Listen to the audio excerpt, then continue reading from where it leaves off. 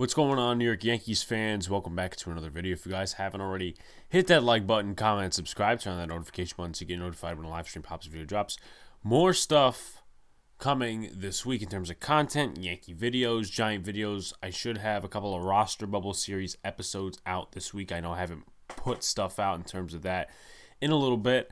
In terms of Giants training camp, I'll probably have a video out tomorrow morning in terms of training camp notes within the past week-ish. But thank you guys for joining once again. What an exciting, well, should I say exciting? But it's a good start for the Yankees coming off the trade deadline a little bit. And they won, specifically sweeping the Miami Marlins in this series. The last game, which obviously we all watched, was very shaky. But at the end, there's a lot of players that came in at the right time.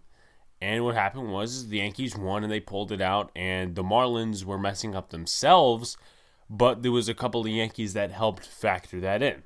We'll talk about that specifically in Game 3. But I'm going to recap game by game like I usually do. So, coming into this game, much anticipated, Anthony Rizzo and Joey Gallo make their debuts. The Yankees walked twice and struck out 3 times in the top of the first. That's not necessarily a good thing because obviously runners on base, but they did get Thompson's pitch count, who was the starting pitcher, to about 31 pitches, so that's good. But who struck out, you asked? I believe it was Gleyber Torres and Joey Gallo. Judge walked. Rizzo walked, Stanton struck out. So, obviously, early on, even before the game, I favored the Rizzo trade over the Gallo trade. And just as a whole, from this series, my favoritism seems to be working out. But anyway, Rougned Odor commits a throwing error in the first inning. He would later in this series, whether it be this game, the next game, make up for that with some hits and stuff like that. Then, in the 6th inning, magic happens. We were on the Boys in the Big Apple podcast when this happened. And Anthony Rizzo to right field. I was talking to my brother, eating Chinese food before we did the show. Yeah. And I said, you watch, Anthony Rizzo's going to hit his first Yankee home run tonight. He says, you're serious? You're seriously betting that? I said, yeah. And look what happened. I was right. But that's not the most important part. But Rizzo, first Yankee home run in his second, maybe third Yankee at bat. He went 2 for 3 with a walk. So, clap, Anthony Rizzo. Then, in the 6th inning, middle of 6th, it was 1 out or something like that. Here is, and I'm going to do some critiquing in this series. I do critiquing whether we lose, win, whatever. I really don't like that the Yankees are playing in fear with this whole Giancarlo Stanton thing. I don't. Because you can't play in fear if you're going to try to win. And I understand, Giancarlo Stanton, different guys across this team, they really have an injury bug and they're made of glass. But we can't be substituting Stanton, my personal opinion, can't be substituting him in the outfield after 5.5 innings. Can't be doing that. Here's a couple of reasons why. Don't play scared, as I just mentioned. You need bench players, as many as possible, in a National League ballpark. Why? Because there's no universal DH. Thank you, MLB owners. There's no universal DH. And with that being said, you need as many bench players as possible because you don't want Jonathan Loaizaga or Nestor Cortez pinch hitting in a situation where you need to take the lead. Greg Allen, Tyler Wade, Gio Urshela that night, those guys would have been better subs, for lack of better words, than that. And the reason we would get to that is if we ran out of bench players. We didn't run out of bench players, even though a couple things happened. But we cannot play scared with Stanton. If you were playing scared with Stanton, what's the point of even having him on this team? If you find a suitor, should have traded him. My personal opinion. And I know he's done little things within the last couple of days to kind of get the Yankees offense going, whether it's doing this, that, or the other thing. I get that. But we cannot be playing scared with him. Then what's the point of playing him as the DH? He could get hurt going up to bat, swinging for a home run. Yes, I get it. We need power in the lineup, and he does it every 20 at-bats. But we can't be playing scared. We cannot. We'll cost bench players in a National League ballpark, and the mentality is just no. And what's the point, once again, of even putting him out there? Oh, we're going to play Stanton, in the outfield. He'll play in the Miami series. As Sean said on the Boys in the Big Apple podcast, it is July 30th, or it was July 30th. What is he doing? What are the Yankees doing? A 6-month spring training, and then we put him in the outfield? I get it. He's playing DH, whatever. Can't you put him in the outfield at least once in a while? Maybe in left field?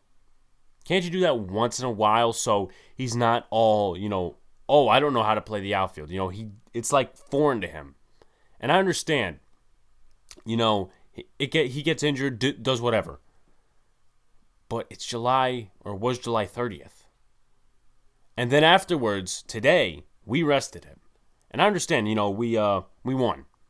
But these are the little things that could cost us big time if some of these things don't change. Boone is micromanaging instead of managing. And that's the issue. I don't know whether it's him, whether it's the analytics bugs. We'll get into the analytics bugs later because they actually play a bigger role than some people assume. Anyway, more positive things. Dan Bellino ejects Gleyber Torres after a horrid strike 3 call.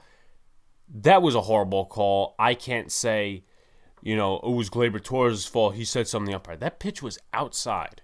Dan Bellino is an awful umpire. MLB needs to change that, but they won't because it creates controversy, which creates talking points, which creates money. And obviously the union is holding their testicles right now. Kind of where it is, or else Angel Hernandez and guys like Joe West would have been fired already. But obviously we're at this point in the game, no changing that right now. So, and also, how is he supposed to know that the Yankees have, would they have 2 bench players after that situation and the situation with the double switch? They put LeMahieu in, who was injured a little bit, even though he played in the last game, I think. And then I think he may have played in the second game. But you don't want to put injured players out there when you have some bench players. But the point is just, once again, micromanaging. Anyway, I thought it was fun, but I thought, in a serious note, that was it smart to pinch run Nestor Cortez for Gio Urshela, who was hitting for Loaizaga, who hit for Stanton because of the double switch? I don't know that was smart. Personally, me speaking. I know, yeah, it creates fun. Nestor Cortez, he could do it all. Listen, for the memes and for the talking points, sure. But when we get on a serious basis, and when Domingo Germán later goes down with a injury, it's not necessarily that funny. Because now Nestor Cortez is actually taking his spot in the rotation. But, that's not a smart move. Once again, micromanaging instead of actually managing. But that, once again, I said it from the beginning, I will be critiquing whether they win or lose. It's my opinion. I've played the game of baseball. I've been around it more than these analytics bugs, and I actually know what goes on. And I've actually, played baseball and actually swung a bat before, unlike some of these people. Anyway, Rugen Anador hits a 2-run single in the 8th inning, 3-0. Cortez was actually on second at the time. They scored 2 runs. It was bases loaded, I believe. Then Marlins ground into a double play. Though they get on the board, of course, Zach Britton gives up that run. They are now down at that point 3-1. Yankees 2 for 5 with runners in scoring position. Yankees leave 8 on base. So leaving 8 on base, once again, it doesn't stick out usually in winning games, but it's a stat to keep track of. 2 for 5 with runners in scoring position. It's not horrible, but definitely the Yankees need to do better. In terms of other statistics, Wade got caught stealing, as well as, the pitching stats right here. Tyon, 5.2 innings pitched, 5 hits, 2 walks, 5 strikeouts, 4.11 ERA. Jonathan Loaizaga gets his 14th hold, 1.1 innings pitched, 1 hit, 2 strikeouts. Then Zach Britton gets his 5th hold, though he gave up the run with 2 hits and a strikeout. And then Chapman closes it out, 1 inning pitched, and also 1 strikeout. So we move on to the next game, and the Yankees win this one 4-2. Ludge with the win, Hess with the loss, Loaizaga with his 3rd save. Some early takeaways in the 2nd inning. After Rizzo gets hit by a pitch, Stanton doubles. Then Odor singles. The Yankees get on the board 1-0. Gary Sanchez hits a ground rule double to right field. The Yankees extend the lead 2-0. Sanchez cuts down De La Cruz at first. I think they reviewed the play and they later called him out. Good job, Gary Sanchez. That happened in the 2nd inning. Then in the 4th inning, Jorge Alfaro triples. Marlins get on the board.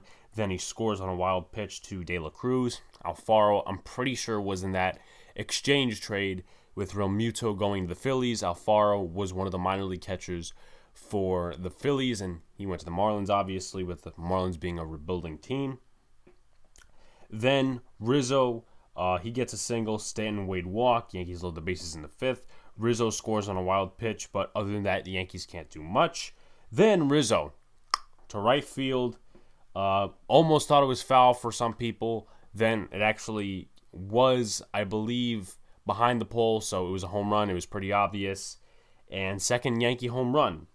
4-2 at that point, but despite the Marlins seeking a rally in the 9th inning with some messy stuff, the Yankees close it out and win by a score of 4-2. The error was on Torres. I forget which inning that was, but you know what? I wasn't watching most of this game because I was out at the time with some family. With that being said, in terms of the pitching stats, Herman 4 innings pitched, 2 hits, 2 earned runs, with a total of 5 strikeouts and 2 walks. Ludge getting the win, 2 innings pitched, 4 strikeouts, and 1 hit. Clay Holmes coming in, getting his 8th hold.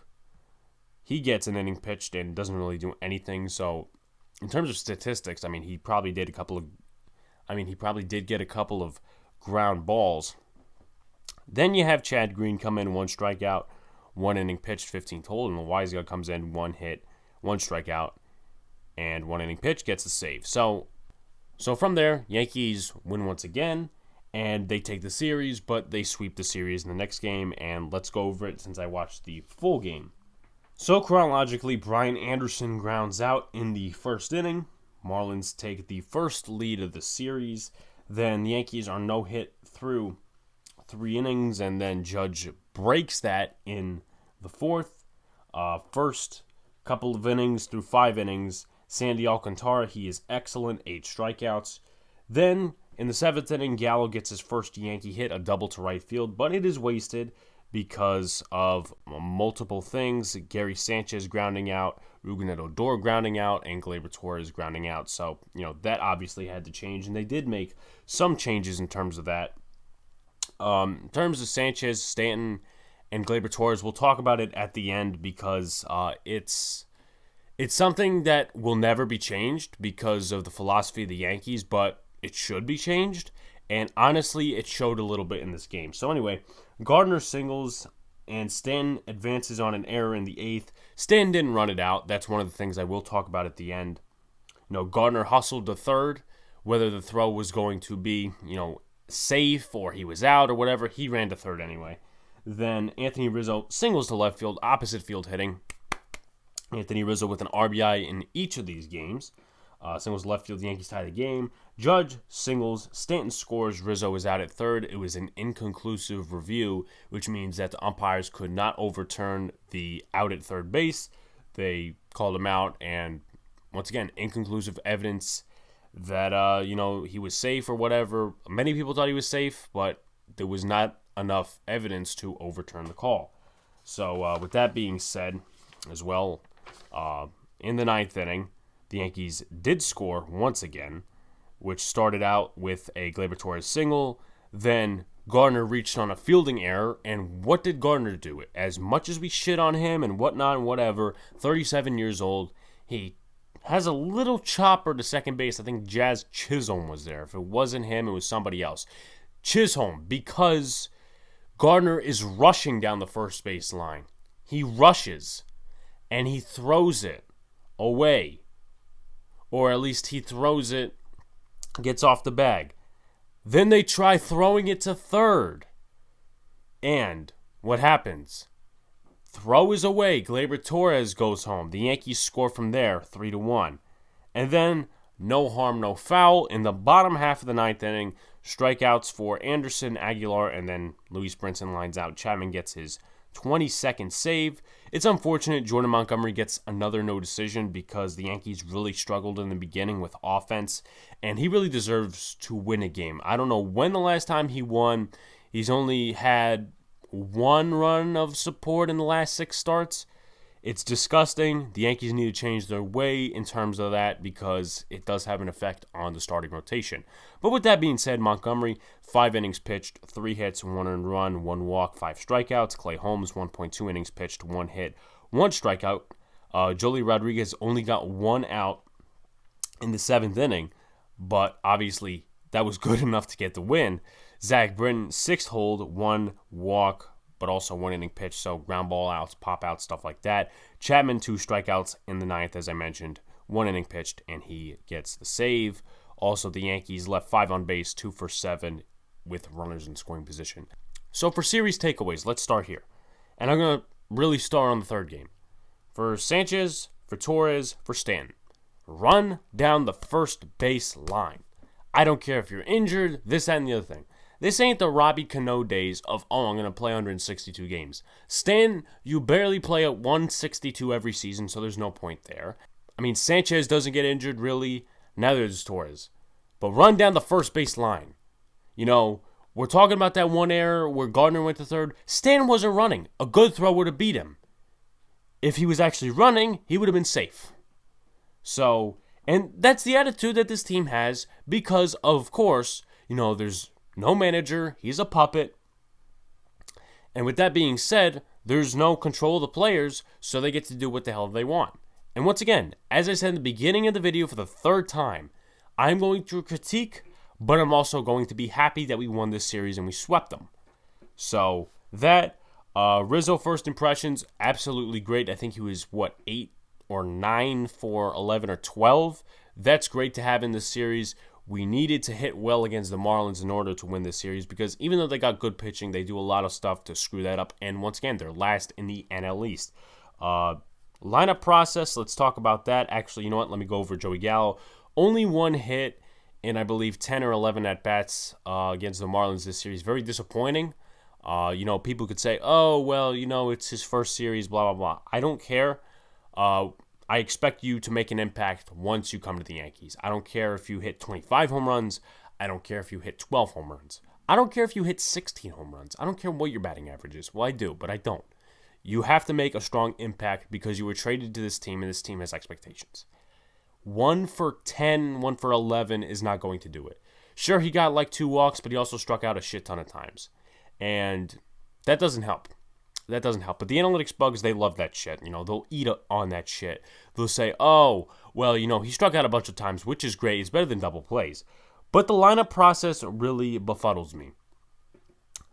Brian Cashman said on MLB Network Radio or whatever that basically the analytics team gives Boone a default lineup based on analytics and, you know, matchups and stuff like that. And Boone, based on conversations with players and his, I don't know, it deals with a lot of that stuff. But if you want to catch it, I'm pretty sure it's on MLB Network Radio or on a YouTube video or something like that. But the way the lineup is constructed absolutely is disgusting. And, you know, though he, once again, got an RBI single, Anthony Rizzo, clap, clap, clap. You know, my favorite trade of the deadline. And obviously, it seems like the best trade of the deadline. But once again, Rizzo batting first, not necessarily the greatest idea of them all. I get it, lefty, righty, lefty, righty, lefty, righty, lefty, righty. But once again, these micromanaging moments are going to be what screws this team in the long run. And we're catching up to the Rays. We're catching up to the Red Sox. They just fell into the wild card spot. We're catching up. but we can't be micromanaging these certain situations and not actually doing managing. You're caring about the small things when the bigger things are just out there and it's bad. So, once again, for the fourth time, doing some critiquing like usual, but I'm happy the Yankees swept the Marlins as they should have. They should sweep the Orioles next. Maybe the analytic bugs will come up with something. You know, if you win 2 games out of a 3-game set, that's probably better for that team because that, you know, kind of, it has a better chance, the team has a better chance of winning 2 games out of 3 and sweeping the next opponent. Meanwhile, a sweep takes away momentum, and a sweep prevents a series win in the next series. Maybe they'll come up with some bullshit like that, but if you haven't already, like, comment, subscribe, turn that notification button to get notified when live stream pops, video drops. More Giants content, more Yankees content coming along the way, guys. Be sure to hit that subscribe button. Thank you guys for over 10,000 views on this channel. I got the notification this morning when I checked my YouTube and the views and stuff like that. Thank you guys. You are the best supporters on YouTube. Hopefully you guys can bring some people on the Big Blue in the Bronx train because it does not stop here. Content along the way. We might have Luca make some videos on this channel. I know it's Giants and Yankees based, but some Knicks videos may come along. This might grow into a bigger thing than I actually expected a year and a half ago. So with that being said, guys, peace out. See you later and stay cool. They signed Matt Amendola. Who the fuck is that? Wannabe Danny. And they have 2 kickers on the They have 2 kickers on the roster. It's like all of the other Gronkowski brothers not named Rob. They have like 2 all kickers the Manning brothers, all the Manning brothers not named Peyton.